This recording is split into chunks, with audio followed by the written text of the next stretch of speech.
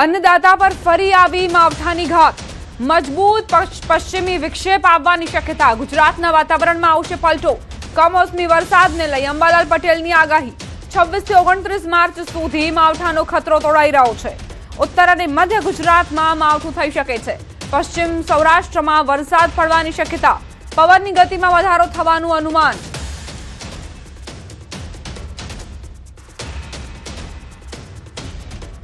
હવામાન નિષ્ણાંત અંબાલાલ પટેલે આગાહી કરી છે કે માર્ચના અંતમાં પણ વધુ એક વખત માવઠું થઈ શકે છે। તારીખ 26મી માર્ચથી 29 માર્ચમાં પણ હવામાનમાં પલટો આવશે અને એપ્રિલ માસમાં પણ હવામાનમાં પલટા આવતા જશે। એટલે હવે એક પછી આવતા પશ્ચિમ વિક્ષોભની અસરના કારણે દેશ સહિત રાજ્યના ભાગમાં વરસાદ થવાની શક્યતા છે અને ધીરે ધીરે પ્રી મોન્સૂન એક્ટિવિટીની શરૂઆત થતી જશે। લગભગ ખાસ અસર તો ઉત્તર ગુજરાત મધ્ય ગુજરાતમાં થવાની શક્યતા રહેશે। મધ્ય ગુજરાતના વડોદરાના ભાગોમાં આણંદ નડિયાદના ભાગોમાં અસર થવાની શક્યતા રહેશે અને તેની અસર છે કે અમદાવાદ ગાંધીનગર સુધી થવાની શક્યતા રહેશે। દક્ષિણ ગુજરાતના ભાગોમાં પણ આ વરસાદની શક્યતા રહેશે।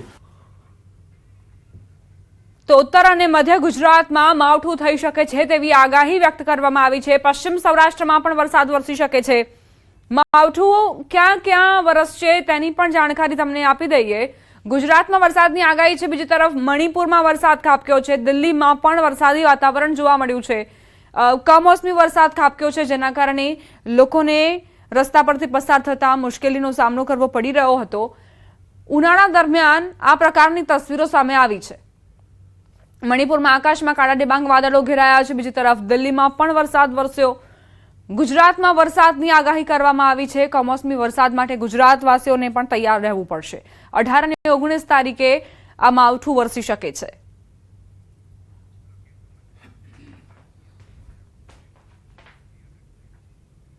હવે આગળ વાત ગેસની માથાકૂટ વિશે।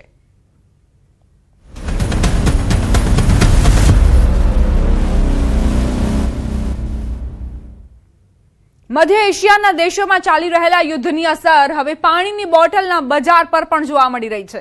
બોટલ બનાવવા માટે વપરાતા પ્લાસ્ટિકના દાણા ગલ્ફ દેશોમાંથી આવે છે।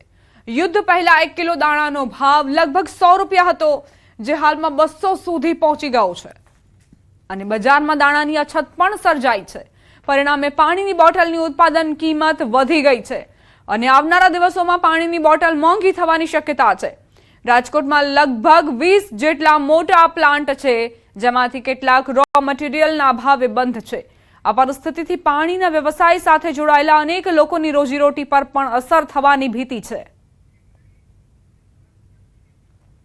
યુદ્ધના કારણે જે શોર્ટ સપ્લાય અને ભાવ વધારો જે થયો છે એના હિસાબે અમારા યુનિટોને ખૂબ મુશ્કેલી પડી રહી છે સાહેબ।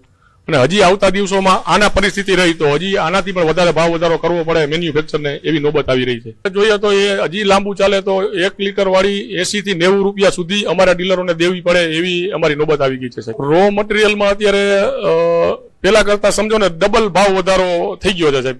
100-110 ના કેજીના અત્યારે 200 રૂપિયા કેજીને ભાવ પહોંચી ગયો છે પ્રીપોમનો। ગેસ સિલિન્ડરની અછત હવે મહેસાણામાં પણ જોવા મળી રહી છે। લોકો પેનિક બુકિંગ કરી રહ્યા છે તો ક્યાં ગેસ એજન્સી બહાર લોકોની કતારો લાગી રહી છે। વહેલી સવારથી જ રાંધણ ગેસના બાટલા માટે લોકો કતાર લગાવી બેઠા છે પરંતુ આ તરફ એજન્સી માલિકોનું કહેવું છે કે રૂટીન બુકિંગ કરતા ગેસના બાટલાનું બુકિંગ અનેક ઘણું વધી ગયું છે। લોકો પેનિક બુકિંગ કરી રહ્યા છે। વધુ પડતા લોકો એક સાથે બુકિંગ કરતા હોવાથી મુશ્કેલી પડી રહી છે।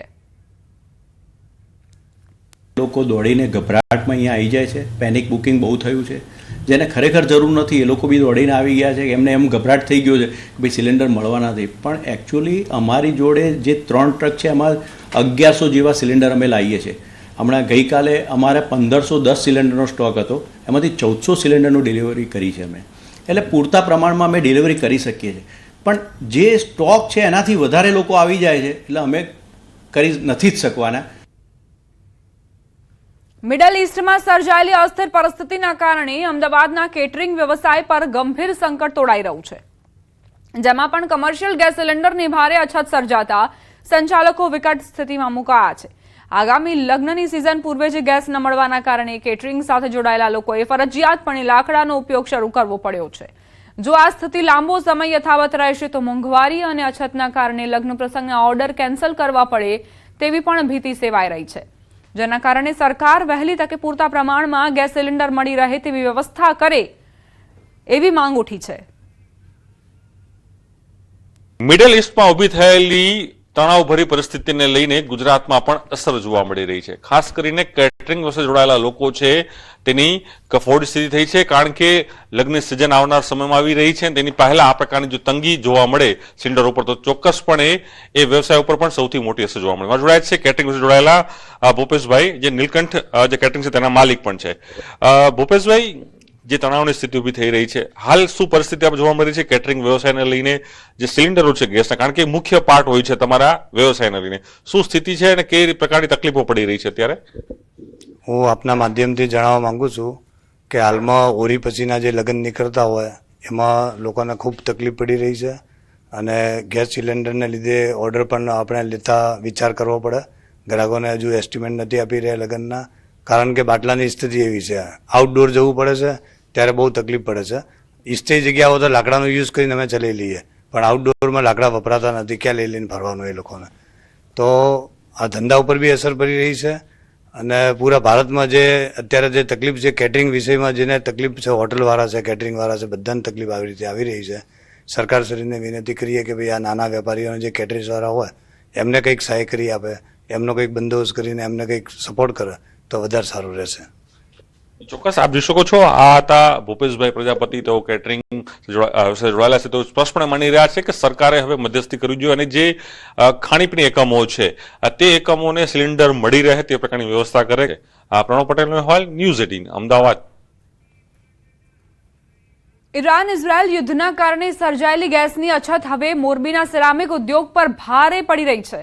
પ્રોપેન ગેસની કમીના કારણે મોરબીમાં અંદાજે 250 જેટલી સિરામિક ફેક્ટરીઓ બંધ થવાની નોબત આવી છે, જેના કારણે હજારો મજૂરોના રોજગાર પર સીધી અસર પડી છે. રોજગાર ગુમાવતા મજૂરો પોતાના પરિવાર સાથે રેલવે મારફતે વતન તરફ પરત ફરી રહ્યા છે, અને સ્ટેશન તેમજ ટ્રેનોમાં પરપ્રાંતીય મજૂરોની ભારે ભીડ જોવા મળી રહી છે. ઉદ્યોગકારોનું કહેવું છે કે જો ગેસ સપ્લાય જલ્દી સુધરશે નહીં તો આવનારા દિવસોમાં વધુ ફેક્ટરીઓ બંધ થવાની શક્યતા છે. गैस की कमी हो रही है, ठीक है, तो गैस की कमी की वजह से यहाँ पे फैक्ट्रीज कम हो रही है, प्रॉब्लम हो रही है फैक्ट्रीज में, जिससे मेरे काफ़ी सारे भाई लोग भी हैं तो वो उस पर काम कर रहे हैं. अब वो जा रहे हैं क्योंकि काम की कमी है यहाँ पे, तो अब वो वापस बिहार की तरफ जा रहे हैं. हम यहाँ से राजस्थान जा रहे हैं. अभी सेरामिक इंडस्ट्रीज बंद हो गई तो हमारा कोई इधर कामकाज बचा नहीं है, इसके लिए हम अभी यहाँ से रवाना होकर राजस्थान जाएंगे. મજૂર બધા ભાગી જાય, સિરામિક ઉદ્યોગ બંધ થાય તો અમે રિક્ષાવાળા શું કરશે? 4-4 લાખની રિક્ષા લીધી છે, હપ્તાના કોણ ભરશે? કંપનીઓ બંધ થઈ જાય તો કોઈ સવારી મળે નહીં તો ધંધો શું કરવો? 12,000 નો હપ્તો ક્યાંથી ભરવો? ઈરાન ઇઝરાયલ યુદ્ધના કારણે અત્યારે મોરબીના સિરામિક એકમો પર બહુ ગંભીર અસર પડી રહી છે. પ્રોપેન ગેસ બંધ થવાને કારણે મોટી સંખ્યામાં 250 થી વધારે ફેક્ટરીઓ છે બંધ થઈ ગઈ છે, જેને લઈને મજૂરોમાં તકલીફ પડી રહી છે. મજૂરોને જમવા અને ગેસની વ્યવસ્થા ન હોવાને કારણે મજૂરો પોતાના વતન જઈ રહ્યા છે. આપ જે દ્રશ્યો જોઈ રહ્યા છો, મોટી સંખ્યામાં જે મજૂરો છે તે પોતાના પરિવાર સાથે અત્યારે પોતાના વતન જઈ રહ્યા છે. ગેસની કટોકટી સર્જાવાને કારણે અત્યારે જે પરિસ્થિતિનું નિર્માણ થયું છે, જેને લઈને મોરબીના કામદારો પોતાના વતન જવા માટે મજબૂર બન્યા છે. કેમેરામેન સાથે રવિ બડાણિયા, ન્યૂઝ 18 ગુજરાતી, મોરબી. રાજકોટમાં ગેસના બાટલાની અછતના કારણે કેટરિંગ વ્યવસાય સાથે જોડાયેલા સંચાલકો મુશ્કેલીમાં મુકાયા છે. ગેસ ન મળતા અનેક કેટરર્સ હવે ફરીથી કોલસાની સગડી અને ચૂલામાં રસોઈ બનાવવા મજબૂર બન્યા છે. વર્ષોથી ગેસના બાટલામાં રસોઈ કરનાર કેટરર્સ હવે વર્ષો પછી ફરી ચૂલાનો સહારો લેવા મજબૂર છે. એક તરફ તો એમ કહે કે આનંદ માણાય કે ભાઈ એક સગડાની રસોઈ આપણને અત્યારે જમવા મળે છે, પણ એક તકલીફ પણ એવી છે કે જ્યારે 100-200 ઉપરની વ્યક્તિઓની રસોઈ કરવી હોય ત્યારે આટલા મોટા સ્કેલ ઉપર સગડાની જરૂર પડે છે. અત્યારે જે ઓલા ગેસની આદત હોય એ હેરાનગતિ હોય છે, અને પ્રશ્ન એ બી છે કે 2,000 થી 4,000 રૂપિયા આપણે દેવા તૈયાર છીએ, પણ હજી બજારમાં ગેસના બાટલા અવેલેબલ નથી. એવી જો વ્યક્તિઓ વધી જાય તો ગેસ સિવાય કોઈ વિકલ્પ નથી. એક સમય હતો કે લોકો ચૂલા ઉપર સગડી પર રસોઈ કરતા અને જમતા. કદાચ આ જે પ્રાચીન સમય છે તે અત્યારે વર્તમાનમાં પાછો આવી ગયો હોય તેવા દ્રશ્યો અહીંયા જોવા મળી રહ્યા છે. બીજી તરફ જે ગેસના બાટલા પણ અહીંયા છે અને ચૂલા પણ છે તેના પણ હું આપને દ્રશ્યો બતાવવા માંગીશ. આ બાટલો તો છે પરંતુ આ બાટલો કોઈ જ કામનો નથી, કેમ કે આમાં ગેસ નથી અને આ જે 1700 રૂપિયાનો જે બાટલો છે તે અત્યારે જે છે એ માંડ જે 6000 રૂપિયા સુધી નો ભાવ થઈ જતો હોય છે, ત્યારે જે રીતના ચૂલા છે, આ બાટલા છે તે માત્ર ને માત્ર અત્યારે શોભાના ગાંઠિયા સમાન બની ગયા છે. અને જે પ્રાચીન પરંપરા પ્રમાણે કે જ્યારે ગેસનો લોકો ઉપયોગ ન કરતા અને એ સમયે જે સગડીનો ઉપયોગ કરતા હતા તે સગડીનો ફરી વખત ઉપયોગ કરવો પડી રહ્યો છે. આ જે બાબત છે તેમાં લોકોને પણ મહેનત પણ વધારે પડતી હોય છે, સાથે અનેક સમસ્યાઓ પણ થતી હોય છે. ત્યારે બાટલાની આ પરિસ્થિતિ છે તે ફરી જે છે નોર્મલ થાય તેવું હાલ સૌ કોઈ ઈચ્છી રહ્યા છે. હાર્દિક જોશી, ન્યૂઝ 18 ગુજરાતી, રાજકોટ. દ્વારકાના